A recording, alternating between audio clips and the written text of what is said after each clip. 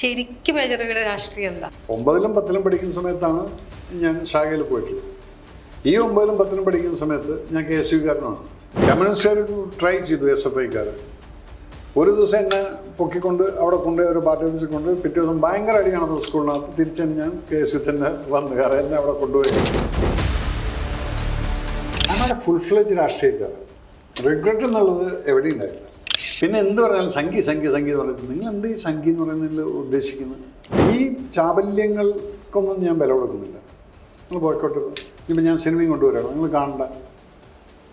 എന്നാലും ഇവിടെ OTTയും പല പ്ലാറ്റ്ഫോമും ഉണ്ടല്ലോ. പിന്നെ ഞാൻ ഇന്ന് മരിക്കാൻ തയ്യാറായിട്ടുള്ള വ്യക്തിയാണ്. ഇപ്പോൾ ഈ ഇരിക്കുന്ന സമയത്ത് മരണത്തിനുള്ള ഒരു പേടിയില്ല. മേജർ രവി എന്ന് പറഞ്ഞ നാട്ടുകാർ ഇപ്പം അമ്മയൊക്കെ ഉണ്ടായിരുന്ന സമയത്താണ് ആൾക്കാർ വന്ന് സെൽഫി എടുക്കാൻ പറയുന്ന സമയത്ത് അമ്മ ഇവിടെ എൻജോയ്ഡ് ഇറ്റ് മോർ. ഈ മേജർ ശിവറാം ശരിക്കും ജീവിതത്തിൽ നിന്ന് അങ്ങനെ അത് അതേപോലെ സിനിമയ്ക്ക് വേണ്ടിയിട്ട് ഒന്നും മാറ്റിയിട്ടില്ല. മാറ്റിയിരുന്നെങ്കിൽ ആ പടം വേറൊരു ലെവലിൽ കൊമേഴ്ഷ്യൽ ഹിറ്റ് ആവുകയാണ്. മമ്മൂക്ക ലാസ്റ്റ് ഇവരന്മാരെല്ലാം കൂടി വെച്ച് കൊന്നിരുന്നെങ്കിൽ. ഞാൻ പറഞ്ഞ ഡയലോഗാണ് മമ്മൂക്ക കറക്റ്റായിട്ട് പറഞ്ഞിരിക്കുന്നത്. With 4 letter word. Personal interest derail this operation എന്നുള്ളത്. ചിലത് ആ ബ്ലഡ് ഫോബിയൊക്കെ ഞാൻ കാണിച്ചിട്ടില്ല. അങ്ങനെ ഒരുത്തനുണ്ടായിരുന്നു. വെടി ഇവിടെ അവൻ്റെ തലയിൽ കൊള്ളുന്നവരേക്ക് മാത്രമേ അവൻ്റെ കണ്ണും നമ്മളിത് കാണുന്നത്. അത് കഴിഞ്ഞാൽ പിന്നെ തലയെല്ലാം തകർന്നത്. അത് തുണി യാഹാ ആക്കിയ ബസ് ഇവിടെ നിന്ന് നീ വന്നിട്ട് വെറുതെ മാന്തിയിട്ട് പോയി ഞങ്ങൾ ചൊറിഞ്ഞ് പൊളിച്ചു കളയുന്നു. ജീവിതത്തിൽ എപ്പോഴെങ്കിലും റിഗ്രറ്റ് തോന്നിയ എന്തെങ്കിലും സംഭവം ഉണ്ടോ? എനിക്ക് അങ്ങനെ റിഗ്രറ്റ് ആയിട്ടൊന്നും തോന്നിയിട്ടില്ല. ഒന്നുമില്ല, ജീവിതത്തിൽ ഒരു റിഗ്രറ്റും ഇല്ല. ഇല്ല, കാരണം എന്താ വെച്ചാൽ ഞാൻ ഒന്ന് കഴിഞ്ഞ് ഒന്നിലേക്ക് ഇങ്ങനെ ചാടിക്കൊണ്ടിരുന്നു. അപ്പം റിഗ്രറ്റ് എന്ന് പറയുന്നത് ഇപ്പം ലാസ്റ്റ് ജൂൺ 30th ഞങ്ങളുടെ ലാസ്റ്റ് ബാച്ച്മേറ്റ് റിട്ടയർ ആക്കുക. അതാണ് ആർമി ചീഫ് ജനറൽ ദ്വിവേദി. ആ സമയത്ത് എനിക്കെന്തോ ഞാൻ പറഞ്ഞു, ഈ മനുഷ്യൻ റിട്ടയറായി. ഇപ്പം ഞങ്ങളുടെ യൂണിഫോം ഇട്ടിട്ടുള്ള ആരും ഇല്ല. ഇനി ഒറ്റ ആളുകൾ ഞങ്ങളുടെ ബാച്ചിൻ്റെ യൂണിഫോംകാർ. അത് എയർഫോഴ്സ് ചീഫാണ്. അതിപ്പോൾ ഈ സെപ്റ്റംബറിൽ അങ്ങേരും റിട്ടയർ ആവും. അപ്പം അങ്ങനെ തോന്നി, അരെ യാർ ആർമി വാസ് ഗുഡ് യാർ. ആർമിയിൽ നിങ്ങൾക്കറിയാം, ഞങ്ങളിപ്പോൾ last year we had a get together. ഞങ്ങളുടെ 236 ഫാമിലീസും ഞങ്ങളുടെ ബാച്ച്മേറ്റ്സ് IML ട്രെയിൻ ചെയ്തിട്ടുള്ളത്. What a 3 days. No back biting, no പരദൂഷണം, നോ നത്തിങ്. ഞങ്ങൾ അങ്ങോട്ടും ഇങ്ങോട്ടും തൊള്ളെത്തുന്ന എല്ലാം പറഞ്ഞ് ആ അക്കാഡമി ലൈഫിൽ 3 ദിവസം വി വർ സോ റീജനറേറ്റഡ്. ഭാര്യമാരുടെ മുന്നിൽ വെച്ചിട്ട് പുളിയ നമ്മളെ കുറിച്ചിട്ട് अनिता तेरे को पता नहीं है ये तो बड़ी वो है ये. നമ്മൾ സാറേ वो मेरी बीवी है. തമിഴ് അവിടെ നോ ബോണ്ടിങ് എന്ന് പറഞ്ഞാൽ ഒരു ബോണ്ടിങ് ഉണ്ടല്ലോ. ആ ബോണ്ടിങ് ഭയങ്കര സ്ട്രോങ് ആണ്. പക്ഷെ അതിനകത്ത് എന്തും പറയാനുള്ള ഫ്രീഡം ഉണ്ട്. ഒരാൾക്കും ഫീൽ ബാഡില്ല. And will die for each other. അതുകൊണ്ട് അതാണ് ഈ കോസ്മേറ്റ്സ് എന്ന് പറയുന്ന ഒരു സ്പിരിറ്റ് എന്ന് പറയുന്നത്. ഒരാൾ തെറ്റ് ചെയ്ത് കഴിഞ്ഞാൽ എല്ലാവർക്കും പണിഷ്മെൻറ്റ് കിട്ടുന്നതാണ് ഈ കോസ്മേറ്റ് സ്പിരിറ്റ്. നാളെ ഞാനായിരിക്കും തെറ്റ് ചെയ്യുന്നത്, അപ്പം നിങ്ങൾക്ക് എല്ലാവർക്കും കിട്ടും. അപ്പം അതുകൊണ്ട് നമുക്ക് കംപ്ലൈൻറ്റ് ഇല്ല. ആജ് കോനാന്ന് വയ്ക്കും വന്നു കഴിഞ്ഞാൽ പരേഡ് എന്ന് പറഞ്ഞാൽ പണിഷ്മെൻറ്റ് വന്നാൽ പതാനേ ചെയ്യാൻ നമുക്കറിയില്ല ആരുടെ പേരിലായി പണിഷ്മെൻറ്റ്. അതാണ് ഒരു സ്പിരിറ്റ്. അപ്പൊക്കെ ചിലപ്പോൾ തോന്നുന്നു കുറച്ചുകൂടെ കാലം പട്ടാളത്തിൽ തന്നെ ഇരിക്കായിരുന്നു എന്നുള്ളത്. ബട്ട് ദെൻ അങ്ങനെയുള്ള റിഗ്രറ്റ് ഒന്നുമില്ല. പട്ടാളത്തിൽ ഇരുന്ന സമയത്ത് I was not that well to do. I could help people, nothing. സിനിമയിൽ വന്നതിന് ശേഷം കാശുണ്ടാക്കിയപ്പോഴാണ് ഈ ദാനം ധർമ്മമൊക്കെ തുടങ്ങാനുള്ള കപ്പാസിറ്റി വന്നതും അതിനുള്ള സാറ്റിസ്ഫാക്ഷൻ കിട്ടിയത്. അത് കഴിഞ്ഞപ്പോൾ രാഷ്ട്രീയം എന്നുള്ളത് I not a full fledge രാഷ്ട്രീയക്കാരൻ. റിഗ്രറ്റ് എന്നുള്ളത് എവിടെയും ഉണ്ടായില്ല. പിന്നെ അങ്ങനെ നോക്കിക്കഴിഞ്ഞാൽ റിഗ്രറ്റ് ഉള്ളത് ഒന്നിലേ ഉള്ളൂ. അമ്മയും അച്ഛനെയും കുറച്ചുകൂടെ കൂടുതൽ ക്ലോസ് ആയിട്ട് സ്നേഹിക്കാമായിരുന്നു.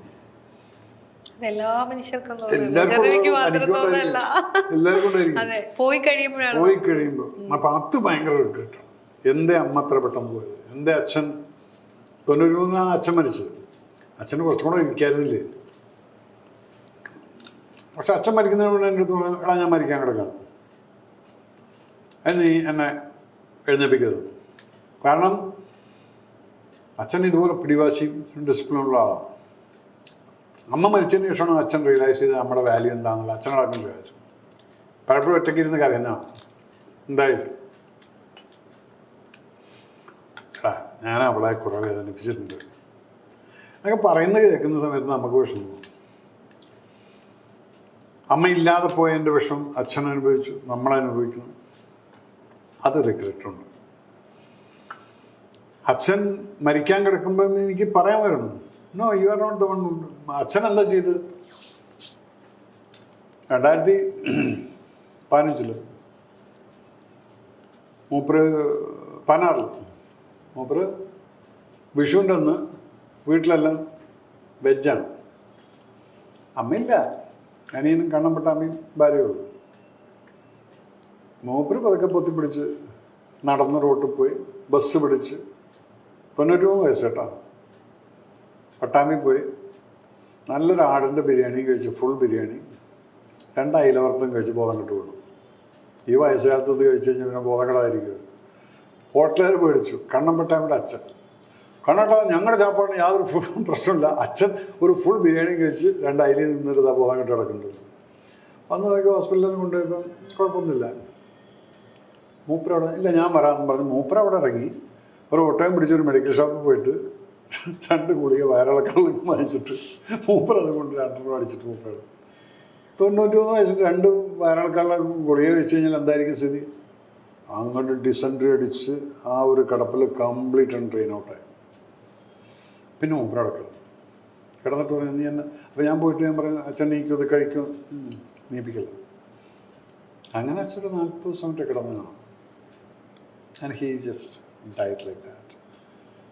അപ്പം ഞാനിങ്ങനെ ഇപ്പം നമ്മൾ ആലോചിക്കുകയാണ്, why did I allow him to die എന്നുള്ളത്. പക്ഷെ അത് അത്രയും യോഗം ഉണ്ടാവുള്ളതായിരിക്കും. എനിക്കും അച്ഛനെ അനുഭവിക്കാനുള്ള യോഗം അത്രയേ ഉള്ളൂ, അച്ഛൻ്റെ ലൈഫും അത്രയും ഉണ്ടാവുള്ളതായിരിക്കും. പക്ഷെ അതിന് എന്തായാലും നമുക്ക് മനസ്സിലാകാത്തൊരു വേദന ഉണ്ടായിരിക്കും, എല്ലാവർക്കും ഇല്ല.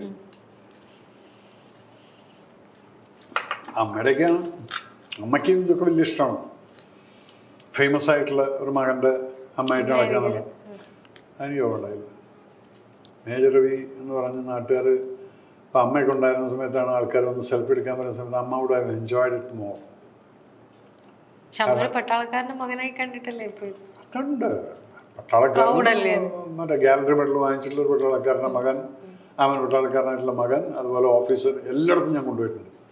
കാർഗിൽ പോസ്റ്റിലുള്ളപ്പോഴും 10 ദിവസം ഞാൻ അവിടെ കൊണ്ടുപോയി.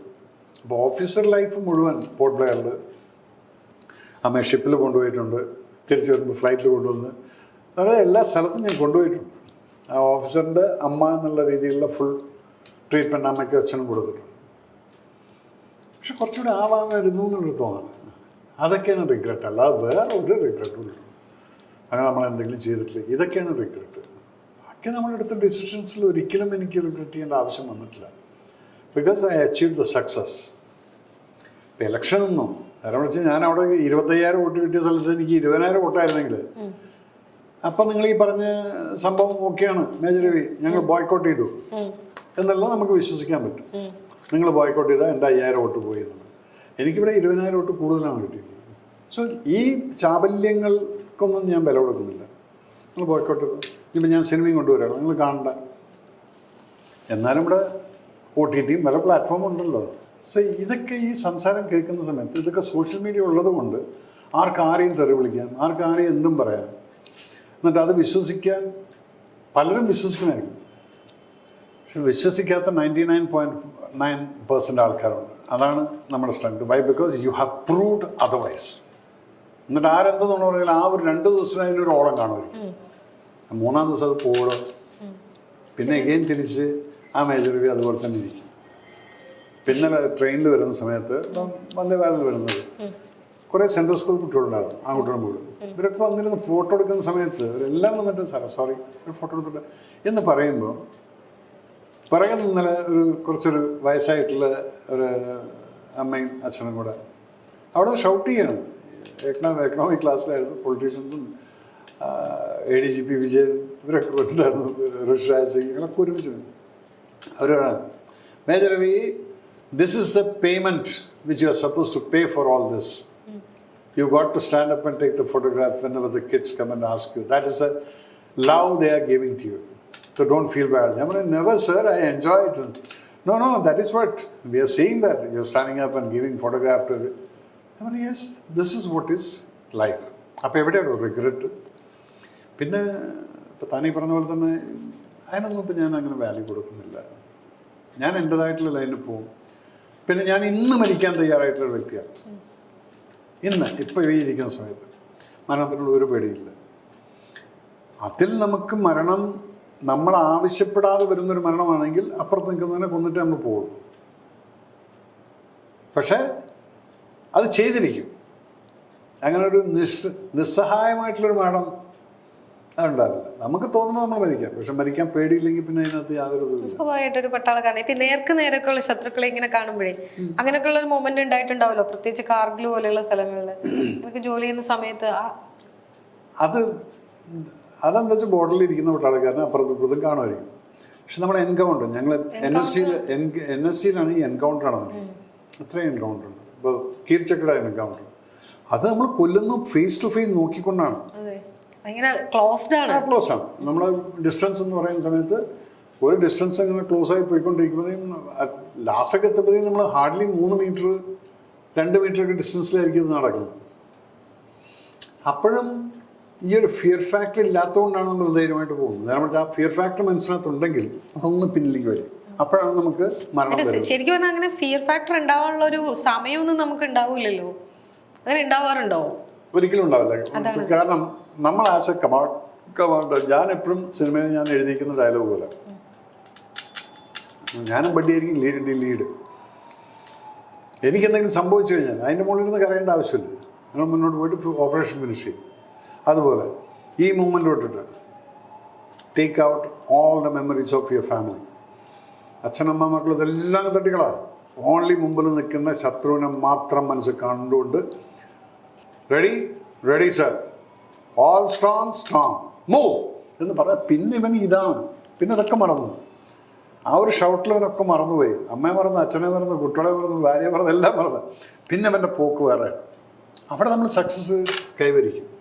നേരെ മറിച്ച് ആ ഫിയർ ഫാക്ടർ വന്നാലും അവനും പിറകിലോട്ട് വലിയാൻ നോക്കും.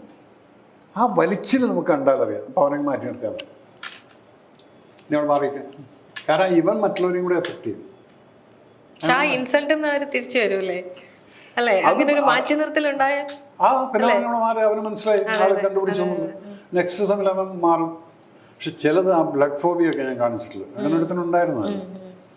അത് നമുക്ക് മാറ്റിയെടുക്കാൻ കുറച്ച് സമയമെടുത്തു. പക്ഷെ അത് അറിഞ്ഞില്ലായിരുന്നു. അതാണ് അറിഞ്ഞപ്പോഴത്തേക്കും മാറ്റിയെടുക്കാൻ പറ്റുമല്ലേ? അപ്പോൾ അതൊക്കെ ചെയ്യാം. അത് നമ്മളായിട്ട് സ്ട്രെയിൻ എടുക്കണം. ഒരു ഓപ്പറേഷൻ വരുന്ന സമയത്ത് കൂടെ പക്ഷെ വിശ്വസിക്കാൻ പറ്റില്ലേ സംഭവിക്കാന്നുള്ളത്. അവൻ തന്നെ ചിലപ്പോൾ പാനിക് അടിച്ചിട്ട് അവൻ്റെ കയ്യിൽ പിസ്റ്റൾ വെച്ച് അടിച്ചത് അത് ചിലപ്പോൾ നമ്മുടെ മുകളിലേക്ക് കൊള്ളും. അതിനെ കെയർഫുൾ ആയിട്ടൊക്കെ ആയിരിക്കണം ഇവരെ കൊണ്ടുപോകേണ്ടത്.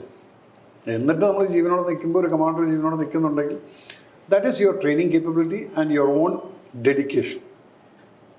നേരെ പക്ഷെ അവൻ പറയുന്നത് വെടിവെച്ചാൽ ഈ പാനിക് മുമ്പിൽ നമ്മൾ ഒരുത്തനെ കൊല്ലുന്നുണ്ട്, ആ ചോരയൊക്കെ ഇട്ടിട്ട് അവനങ്ങ് വെടിവെച്ചാൽ ഇപ്പൊ അതിങ്ങനെ വിഷ്വലൈസ് ചെയ്യാൻ പറ്റുന്നുണ്ടോ? ഇങ്ങനെ ക്ലോസ് ടു ക്ലോസ് എൻകൗണ്ടർ വരുന്നത് അത് മറക്കാനാവാത്ത. അങ്ങനെ മറക്കാനല്ല, മറന്നു. അയാളൊന്നും ഫേസ് എനിക്ക് ഓർമ്മയില്ല ഇപ്പോൾ.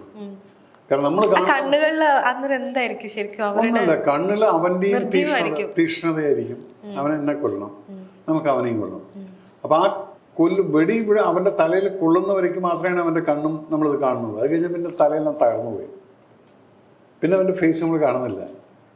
നമ്മൾ കണ്ട ജീവനോടുള്ള ഫേസ് അല്ല. നമ്മളൊരു വളരെ ചെറിയ സെക്കൻഡ്സ് ഉണ്ടാവുള്ളൂ അല്ലേ? ഒരു 3-4 സെക്കൻഡ്സ് നമ്മൾ കണ്ടു. അതിനുശേഷം എൻ്റെ ഭീകരമായിട്ടുള്ള പിന്നെ ഇവിടെ വെടി കൊണ്ടുകഴിഞ്ഞാൽ ഈ സൈഡ് മുഴുവനും പോകും. എവിടെ വെടിയുണ്ടോ ആ എൻട്രിയാണ്. ബാക്കിയുള്ള പുറത്തുനിന്ന് പോകും. അപ്പോൾ പിന്നീടുള്ളത് ഭയങ്കര ഭീകരമായിട്ടുള്ള ലുക്കായിരിക്കും. ഇത് തന്നെ ആയിരുന്നു. അപ്പം അതിനെക്കുറിച്ച് നമ്മൾ ചിന്തിക്കാറില്ല.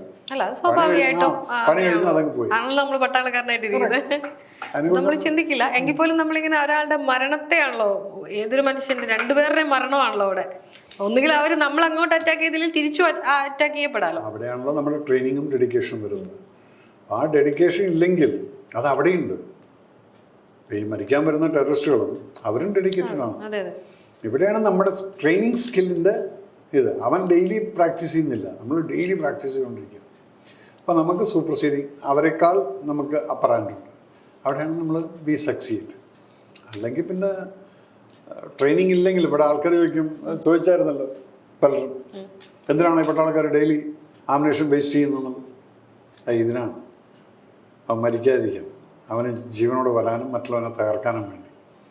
അതുകൊണ്ടാണല്ലോ പട്ടാളത്തിൽ ഫയറിംഗ് പ്രാക്ടീസ് ഉണ്ട്. ഈ പോലീസിലൊന്നും അതില്ല. എനിക്ക് പലപ്പോഴും സാധാരണ തോന്നുന്നു ഒരു പോലീസുകാരനൊക്കെ എത്ര വർഷം കഴിഞ്ഞിട്ടാണ് ഒരു ഫയർ ചെയ്യാനുള്ള ചാൻസ് കിട്ടുന്നത്.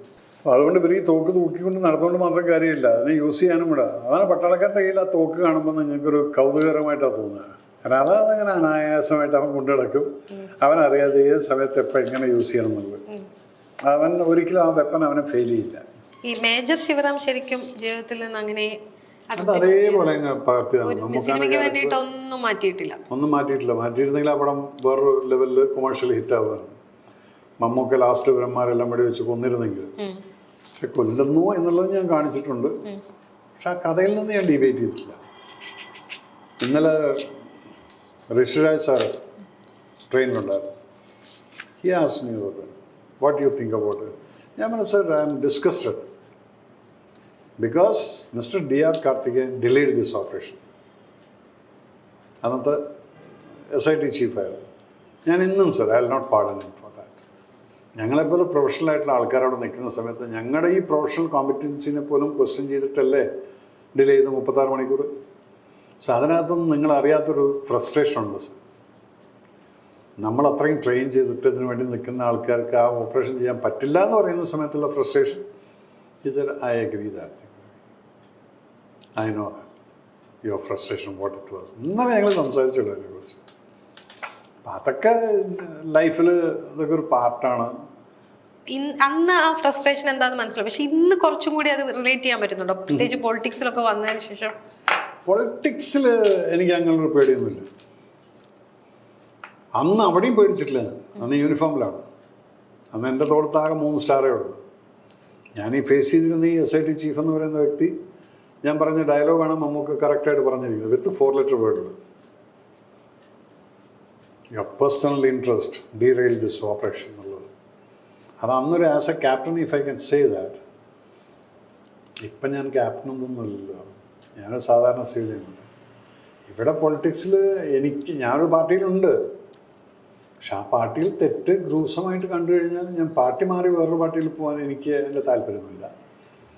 ഈ ചില ആളുകൾ പറയും മേജർ രവി ചില സമയത്ത് സംസാരിക്കുമ്പോൾ കോൺഗ്രസ്സുകാരൻ്റെ വേർഷൻ ഉണ്ട്, BJP-കാരൻ്റെ ചില സമയത്ത് സംഘരാഷ്ട്രീയം പറയും.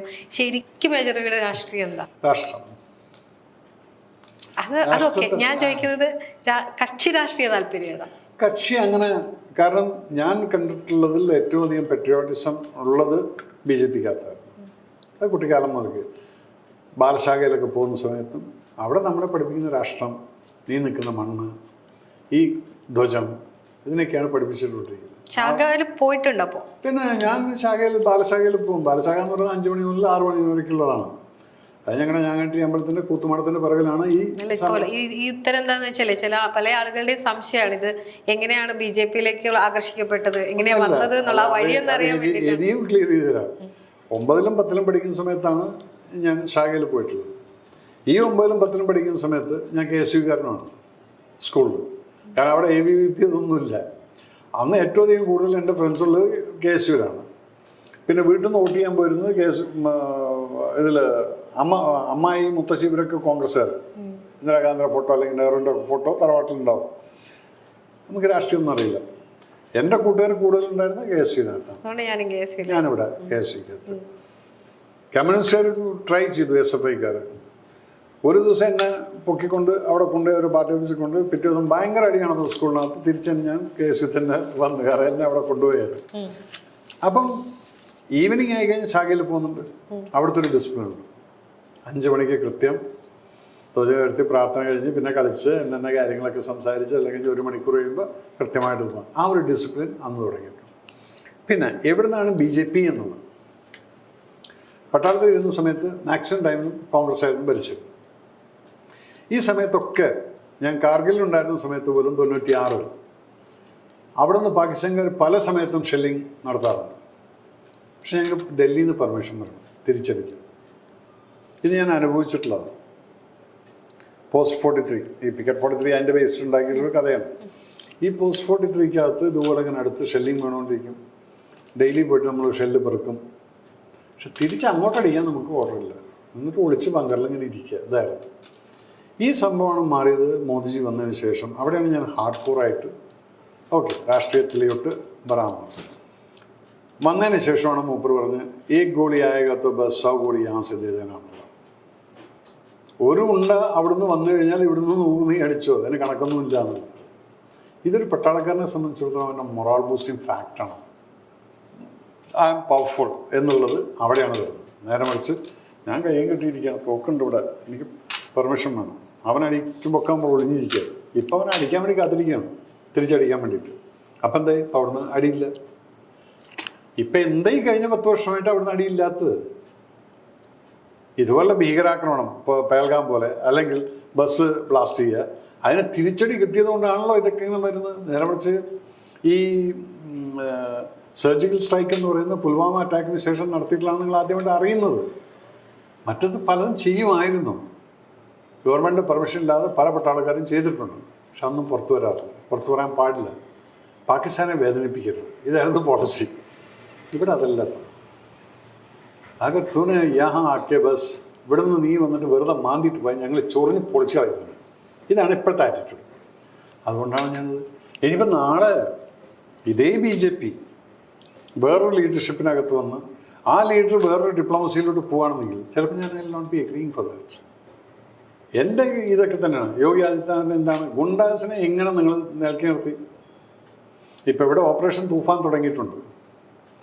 അത് ഇനിയും ഞാൻ പറയുന്നു, ഇനിയും എനിക്ക് അവരായിട്ട് ഡിസ്കസ് ചെയ്യാനുണ്ട്. ഇതിൻ്റെ ശരിയായിട്ടുള്ള ആണികൾ ആരാണെന്നുള്ളത് ഇവിടുത്തെ സമൂഹത്തിനകത്ത് ഞെളിഞ്ഞ് നടക്കുന്ന കുറേ എണ്ണം ഉണ്ട്. ഇവർക്ക് എത്താനുള്ളത് ഞാൻ ചെയ്യുന്നുണ്ട്, എത്തുമോ? അതെന്നെ കൊണ്ട് ചെയ്യുന്നില്ല. അപ്പം എന്താണ്, അത് BJP ആയതുകൊണ്ടാണ് ഞാനത് ചെയ്യുന്നത്. പക്ഷേ ഇവിടെ രമേശ് ഏട്ടൻ ഈ ഡ്രൈവ് നടത്തിയിട്ട് ഇപ്പം ഡെയിലി പിടിക്കുന്നുണ്ട് പിള്ളേർ. ഈ പിള്ളേരല്ല ഇത് എവിടുന്നാണ് സാർ വരുന്നത്? ഇതിൻ്റെ എവിടുന്നാണ് ഈ ഉറവ ഉള്ളത്? അത് പിടിക്കുക, നമ്മൾ കാണിച്ചു കൊടുക്കുക. മോദി ഇത്ര ആരാധന തോന്നാനുള്ളൊരു കാരണം ബിക്കോസ് ഒരു കറപ്ഷൻ ചാർജ് പറയുന്നു ഇതേവരെ ഇല്ല. നിങ്ങൾ പറഞ്ഞാൽ അദാനി അംബാനി എന്ന് പറയുന്നത്, ഈ പ്രൈവറ്റൈസേഷൻ എന്ന് പറയുന്നത് ഏതൊരു ഗവൺമെൻറ് ആണെങ്കിലും ശരി, അതിനകത്ത് ഇപ്പം എന്താ മുഖ്യമന്ത്രി VD Satheesan is also agreeing for certain things. അത് വിഴിഞ്ഞം പോർട്ടാണെങ്കിലും ശരി, ഏതാണെങ്കിലും ശരി, ഒരു രാജ്യത്തിനെ പ്രോസ്പെരിറ്റിയിലോട്ട് കൊണ്ടുപോകാൻ നമ്മൾ പലപ്പോഴും പ്രൈവറ്റൈസേഷൻ ചെയ്യേണ്ടി വരും. ഓക്കെ, റെയിൽവേസ് ഇന്ന് ഇത്രയധികം ഇമ്പ്രൂവ്മെൻറ്റ്. എന്തുകൊണ്ട്? റെയിൽവേസ് ഓട്ടോണോമസ് ബോഡിയാണത്. ആ റെയിൽവേസിൻ്റെ ഫുൾ അതൊരു ഗവൺമെൻറ്റാണത്, അത് ആരുടെയും കുത്തകയല്ല. പക്ഷേ റെയിൽവേ എന്ന് പറയുന്നത് ഒരു സെപ്പറേറ്റാണ്. അപ്പം ഒരു ഷിപ്പ് യാർഡ് അല്ലെങ്കിൽ ഇതൊക്കെ വരുന്ന സമയത്ത് പോർട്ടുകൾ, ഇതൊക്കെ ഒരാൾ അവരുടേതായിട്ടുള്ള രീതിയിൽ കൊണ്ടു നടക്കുന്ന സമയത്ത് അതിൻ്റെ അഡ്വാൻറ്റേജ് രാജ്യത്തിനാണ് കിട്ടുന്നത്. ഓക്കെ, ഇവിടെ എന്തുകൊണ്ട് മോദിയുടെ ഗവൺമെൻറ്റിൽ ഒരു കറപ്ഷൻ നിങ്ങൾക്ക് ഇതുവരെ കിട്ടിയിട്ടില്ല? നിങ്ങൾ പണ്ടുണ്ടായിരുന്ന സമയത്ത് 2014 വരയ്ക്ക് 2G ഹെലികോപ്റ്റർ, അതുപോലെ തന്നെ റഫാലിൻ്റെ അല്ല മറ്റേ ഇതിനുണ്ടായിരുന്നു, റഫാലിൻ്റെ തന്നെയാണെന്ന് തോന്നുന്നു, ബോഫേഴ്സ്, ഇതെല്ലാം ഇതിനകത്ത് വന്നിട്ടില്ലായിരുന്നു. എല്ലാം കിക്ക് ബാക്സ് എടുത്തിട്ടുണ്ട്. ഇപ്പോഴും ഡീലിങ്സ് നടക്കില്ലേ? ഇപ്പോഴും എന്താണ് മോദി എന്താ പറഞ്ഞിരിക്കുന്നത്? Make in India. Why do we have to get it? നിങ്ങൾ അറിയാത്തൊരു കാര്യമുണ്ട്. ബോഫേഴ്സ് നിങ്ങൾ സ്വീഡൻ കൊണ്ടുവന്നു ഇവിടെ. ഓക്കെ, അന്ന് അതിൻ്റെ കിക്ക് ബാക്ക് എടുത്തു എന്നുള്ള കേസൊക്കെ നടക്കുന്നുണ്ടായിരുന്നു. മോദി വന്നതിന് ശേഷം എന്താ ചെയ്ത്? മേക്ക് ഇൻ ഇന്ത്യ എന്നുള്ള പോളിസിയിൽ ഇതേവരെ നിങ്ങൾ അറിഞ്ഞു കാണില്ലായിരിക്കും. ഇപ്പോൾ ഒരു ബോയിങ് ടേക്ക് ഓഫ് ചെയ്തപ്പോഴത്തേക്ക് തന്നെ എല്ലാവരും അറിഞ്ഞു, ആ make in India, Boeing flight കയറി ATR ഇറങ്ങിപ്പോയിരിക്കുന്നു. ഈ ബോഫേഴ്സിൻ്റെ ഡ്യൂപ്ലിക്കേറ്റ് നമ്മൾ മേക്ക് ഇൻ ഇന്ത്യ ഉണ്ടാക്കി. ഇതിൻ്റെ രണ്ടിൻ്റെയും ടെസ്റ്റ് ഫയറിങ് ഞാൻ കണ്ടതാണ് ദേവലാലിയിൽ പോയിട്ട്. 2 years ബാക്ക് എൻ്റെ കോസ്മേറ്റ് ആയിരുന്നു അവിടെ, സ്കൂൾ ഓഫ് ആർട്ട് കമാൻഡായിരുന്നു. ആ സമയത്ത് V had a get together. ഞങ്ങൾ ചെറുപ്പകാലത്ത് സെക്കൻഡ് ലെഫ്റ്റനൻ്റ് ആയിരിക്കുമ്പോൾ YOC ചെയ്തിട്ടുള്ള ഞങ്ങളുടെ ഒരു 25-30 ഫാമിലീസ് എല്ലാവരും കൂടെ ഗെറ്റ് ടുഗദർ. അന്ന് ഇവൻ ഇത് ഡെമോൺസ്ട്രേഷൻ കാണിച്ചു. ഇതെങ്ങനെയാണെന്ന് വെച്ചാൽ ബോഫേഴ്സ് ഒറിജിനൽ ഇവിടുന്ന് വരും, നമ്മളിവിടെ ഇരിക്കുകയാണെങ്കിൽ ഇവിടുന്ന് വരും. Indian make will come from here and they will face a target. Target എന്ന് പറഞ്ഞാൽ വലിയ മൗണ്ടൻസാണ്. ഈ വരുന്നതും ഇവിടുന്ന് ഈ സ്റ്റാർട്ട് ലൈനിൽ നിന്ന് ഇവിടെ തുടങ്ങിക്കഴിഞ്ഞാൽ ഇവൻ വന്ന് ഇവിടുന്ന് ഫയർ ചെയ്യുന്ന വരയ്ക്കുള്ള ടൈമിംഗ് ആണ് നമ്മൾക്ക് തന്നെ കാണാം ഒരു സ്ക്രീനിൽ. 000 എന്ന് പറഞ്ഞിട്ട് അതിങ്ങനെ 1 second 2 second ഇപ്പുറത്തും 1 second 2 second റെഡി റിപ്പോർട്ട് പറയുന്നവരൊക്കെയാണ് ലോഡ് ചെയ്ത് റെഡി ഫയർ ചെയ്യാൻ ബട്ടൺ അമർത്തി കഴിഞ്ഞാൽ ഫയർ ആവുന്നില്ല. അവിടെയാണ് റെഡി റിപ്പോർട്ട് പറയുന്നത്. Indian indigenous Bofors has given 17 seconds. Original Bofors has given 43 seconds. തമ്മിലുള്ള ഡിഫറൻസ് എത്രയായി?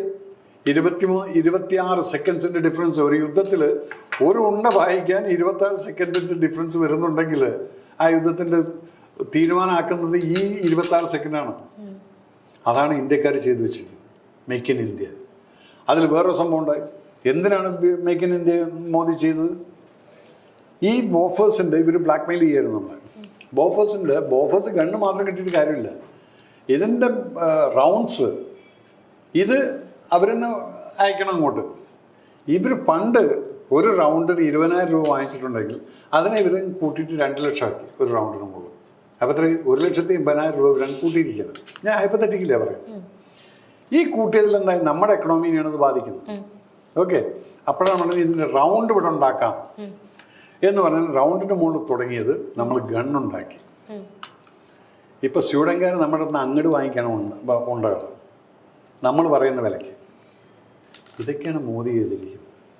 അപ്പം ഇതിനൊന്നും നിങ്ങൾ കേൾക്കാനും പറയാനൊന്നും താല്പര്യമില്ല. നിങ്ങൾക്ക് അത് പറഞ്ഞു കഴിഞ്ഞാൽ പൊളിറ്റിക്കലി അദ്ദേഹത്തെ പൊക്കി മറ്റത്. പിന്നെ എന്ത് പറഞ്ഞാലും സംഖ്യ എന്ന് പറയുന്നത്, നിങ്ങൾ എന്ത് ഈ സംഖ്യ എന്ന് പറയുന്നതിൽ ഉദ്ദേശിക്കുന്നത്? സംഖ്യയിൽ ഇവിടെ ഒരു മുസ്ലിം കമ്മ്യൂണിറ്റിയിൽ പോയിട്ട് വെട്ടാനോ കുത്താനോ കൊല്ലാനോ ഒന്നും പോയിട്ടില്ല. നിങ്ങൾ പറഞ്ഞുണ്ടാക്കുന്നതല്ലേ സംഖ്യകൾ വന്നാൽ മുസ്ലിംസിനത്ര. How can you say like that? അപ്പം മോദി ഫാക്ടർ എന്നുള്ളത് പലർക്കും പിടിക്കില്ല.